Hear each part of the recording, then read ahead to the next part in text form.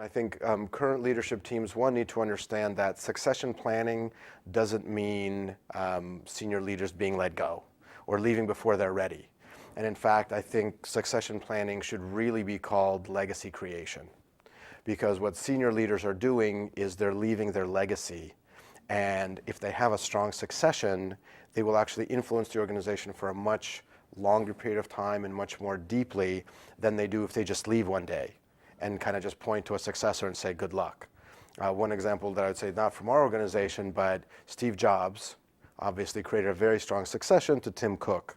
And Apple now is having an even better year than it has in the past. And that did not happen because Steve Jobs just, Tim Cook was this great random guy, but because it was really thought through. Now, Steve Jobs obviously passed away before his time, but because he knew that it was coming, he prepared somebody who was ready to step in, take the reins, and there was not like a dip in performance. The organization could keep on its trajectory.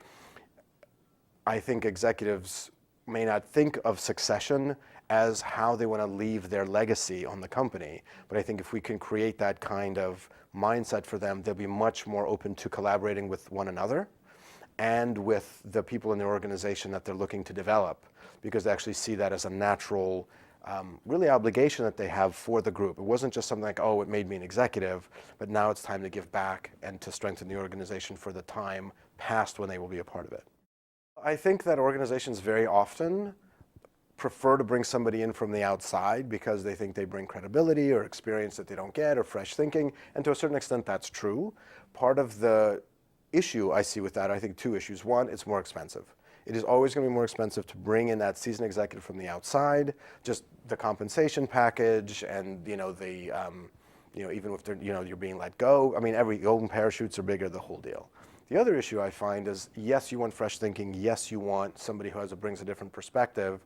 But if you bring somebody in from a different culture, there's not a very high success rate for them being able to have an impact in the culture that they're coming into, because people don't acknowledge it. They're like, oh, this guy's new, there's a 3-month to 6-month honeymoon, and then things stall because all of a sudden the organization says, whoa, this guy's really different, right? These changes are too drastic, and this person wants to prove themselves, so they're this hard charger, and oftentimes there's a clash, and oftentimes they're gone within 18 months.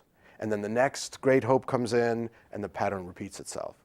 Whereas I think when internal succession is very robust, people do have different perspectives naturally, or they can acquire them through executive education, and then they bring that into a culture which they know how to operate in, and they can shift much more organically and without the kind of trauma that sometimes outside executives can bring. And I think that's a much higher level of success than always looking to the outside.